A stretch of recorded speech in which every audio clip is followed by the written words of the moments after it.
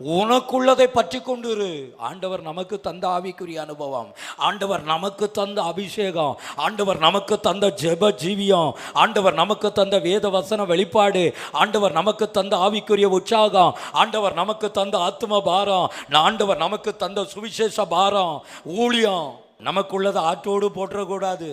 யாக்கோபு முழுதும் ஜெபித்தான்.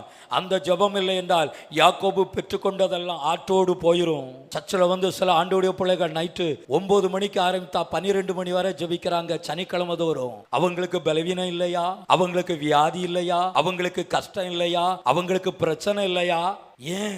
ஆண்டவர் சமூகத்தில் விழித்திருக்கிறார்கள். அவர்கள் பாதுகாக்கப்படுவார்கள், அவர்கள் பொருட்கள் பாதுகாக்கப்படும், அவர்கள் பிள்ளைகள் பாதுகாக்கப்படும். விழித்திருந்து ஜெபித்த இந்த ஆற்றங்கரையிலே யாக்கோபு விழித்திருந்தான். ஆற்றோடு போகக்கூடியது அவனுடைய எல்லாவற்றையும் ஒன்று கூட சேதப்படாதபடி ஆண்டவர் பாதுகாக்கிறார்.